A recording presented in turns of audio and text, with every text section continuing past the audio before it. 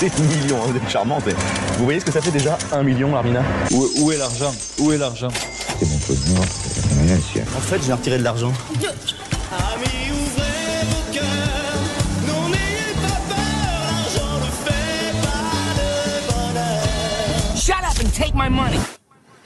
La chronique de Philippe Spanghero que vous retrouvez évidemment sur la chaîne YouTube de Sud Radio. Ce soir, on va parler de la starification du Top 14. On vous pose d'ailleurs une question sur le compte Twitter Sud Radio Rugby avec un sondage. Qu'est-ce qui fait selon vous que le Top 14 est le meilleur club du monde? En 1, ses stars. En 2, son homogénéité. En 3, son histoire. Et ou en 4, selon vous, ce n'est pas le meilleur. Ce n'est pas le meilleur. Voilà. Il y a les 4 propositions. On dévoilera ça à la fin de la chronique de Philippe Spanghero. Philippe, recruter des stars permet-il au club de réellement changer de dimension sportive? Exemple, Owen Farrell et Sian Colissi, donc au Racing 92. On en parle évidemment puisque c'est tout frais. On remémore à Toulon Johnny Wilkinson, George Gregan, Victor Matfield, Sonny Bill Williams, Manonou, Dan Carter, qui a fait le Racing et l'USAP, les frères Whitelock du côté de Pau, Conrad Smith, voilà. Sexton. Quelle est la part entre attrait sportif et financier pour la signature de ces stars-là? Quel est l'intérêt réel et qu'est-ce que ça peut apporter? Philippe Spanghero. Alors, c'est difficile de répondre à cette question de façon globale. Je pense qu'il faut un peu individualiser. C'est toujours des paris, forcément, puisque souvent, qu'est-ce qui s'est passé dans le championnat français? On est allé chercher des joueurs qui étaient en fin de carrière internationale. Donc, on se posait la question de savoir si c'était des coûts marketing, des coûts de com, s'ils venaient en pré-retraite. Donc, au départ, déjà, avant de répondre à la question sportive, c'est en effet des coûts de com et ça permet, parce que je le répète souvent, l'économie du rugby, elle repose sur les jours de match et sur ses partenaires privés. Et ce qu'on appelle la relation publique. Et forcément, quand vous avez des stars dans votre équipe, ça plaît aux entreprises parce que les partenaires ont envie de les voir, de s'associer à l'image au-delà du club de ces joueurs-là. Donc forcément, il y a avant tout un enjeu économique. On n'est pas dans l'échelle du foot sur de l'impact de droits télé, de vente de maillots.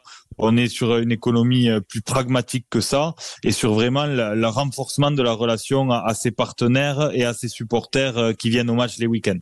Et puis ensuite, quand on regarde un peu ce qui s'est passé, on voit que ça a fait changer de dimension sportive aux clubs qui ont fait ces paris-là quand même.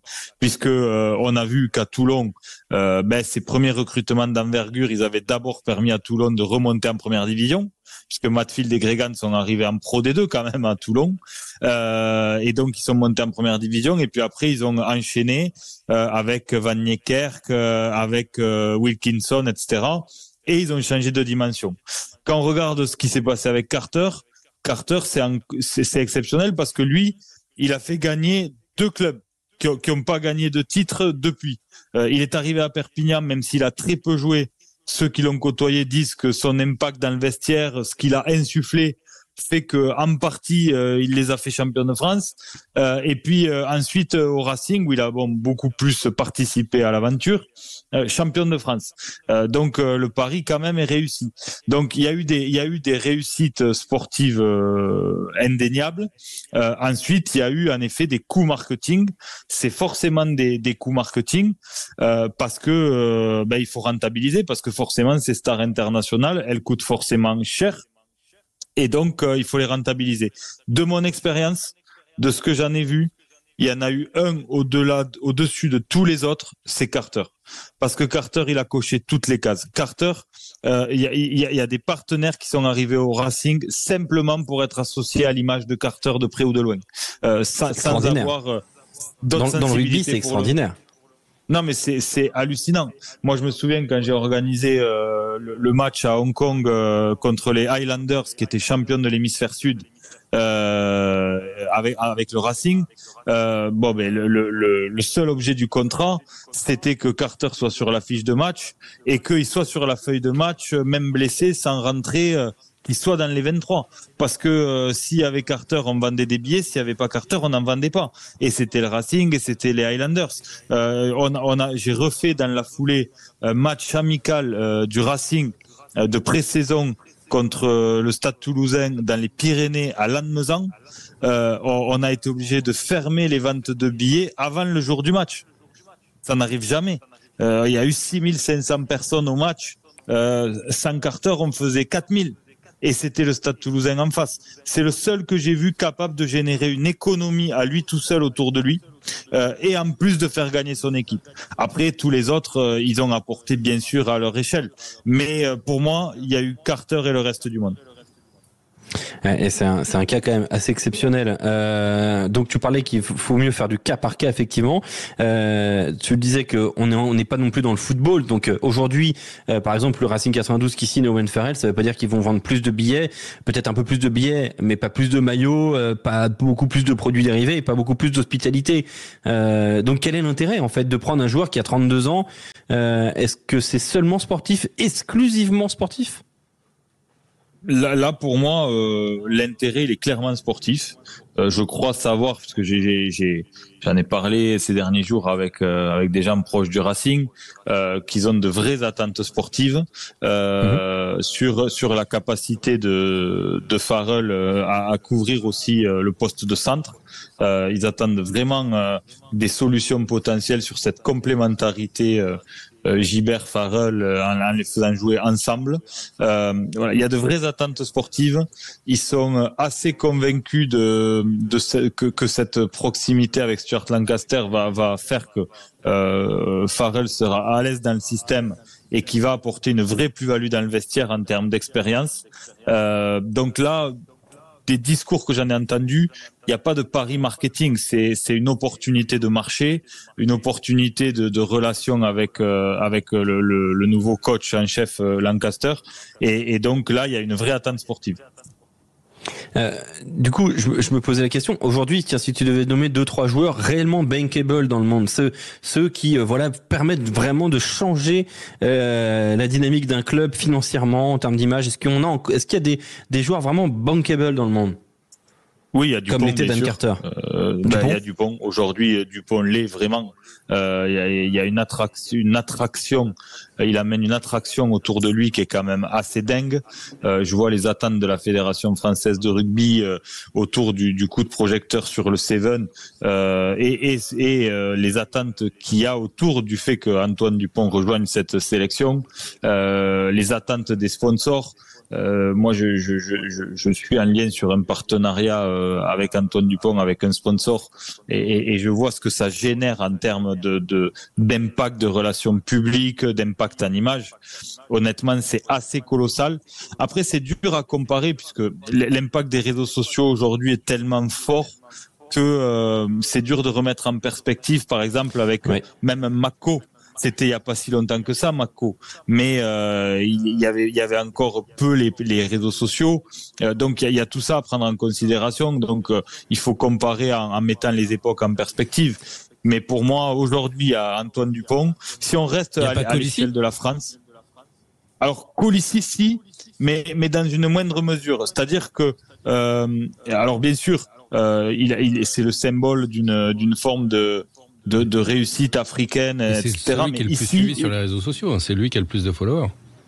Oui, mais parce que il capte en Afrique une audience de malades, et donc c'est pas très homogène.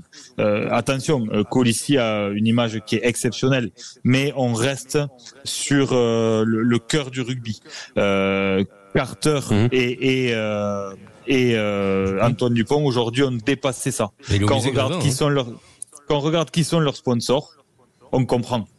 Voilà, on est sur des marques qui n'ont pas d'intérêt dans le rugby. Philippe, juste un tout petit mot. Mathias Merlot voulait participer juste à cette question-là autour de Johnny Wilkinson, ça avait aussi marqué quand même pas mal le RCT, selon toi, Mathias. Clairement, moi, Philippe, pour avoir vécu cette épopée quand j'étais gamin, Johnny Wilkinson, c'était le seul joueur à Toulon avec des produits dérivés avec son visage. Mourad Boudjal d'ailleurs avait joué à plein sur l'image de Johnny Wilkinson, et les produits dérivés de Johnny Wilkinson à Toulon, on en voit encore. avec sa tête, avec des t-shirts marqués Wilkinson. Et à Toulon, je sais qu'il y a eu des stars, mais Johnny Wilkinson est le seul à avoir eu autant d'attrait, en tout cas, et au fait que le club ait autant joué sur l'image de joueur, alors qu'il y avait Matt Guito, qu'il y avait d'autres énormes stars à côté de lui. Mais Mourad Jalal à l'époque avait expliqué que Johnny Wilkinson avait beaucoup joué sur les ventes marketing également. Et du coup, juste en quelques mots, très rapidement, Philippe, est-ce que c'est plus intéressant pour un club de recruter une star ou de la fabriquer, de former un joueur qui devient star? Alors c'est toujours moins cher, plus intéressant, je sais pas, mais c'est beaucoup moins cher de la fabriquer. Toulouse a clairement fabriqué Dupont, même s'il arrivait de Castres qui avait déjà préparé le terrain. Mais s'ils avaient dû recruter Dupont avec son statut actuel, ça leur aurait coûté 4 fois plus cher que ce qu'ils l'ont signé quand il arrivait de Castres. Donc forcément, d'un point de vue économique, c'est beaucoup plus intéressant de la fabriquer. J'invite donc sur la petite question débat qui est en lien avec notre sondage Top 14 que vous retrouvez sur Sud Radio Rugby. Qu'est-ce qui fait que le Top 14 est le meilleur championnat du monde? En 1, c'est star. En 2, son homogénéité. En 3, son histoire. En 4, ce n'est pas le meilleur championnat du monde. Tiens, quel est votre avis? Pourquoi avez-vous voté, Philippe Spanghero? Son homogénéité. Eh bien, moi aussi. Quentin Cabanis? Ouais, pareil. Clément Combe? On est tous d'accord, je crois. Antoine Mazer? Son histoire. Son histoire. Vous savez quoi? Je vais vous donner les résultats provisoires, puisqu'il reste encore 9 heures pour ce vote. Les stars, 8%. Ce n'est pas le meilleur, 12%. Son histoire, 20,8%. Et son homogénéité, 59,3%. Donc en fait, la réponse la moins cliquée, ce sont ces stars, et on en parlera demain, tiens, de ce sujet-là avec notre invité Laurent Travers, évidemment, que vous pourrez retrouver aussi sur la chaîne YouTube. On repassera quelques extraits dimanche de l'intervention de Laurent Travers. Merci beaucoup, Philippe.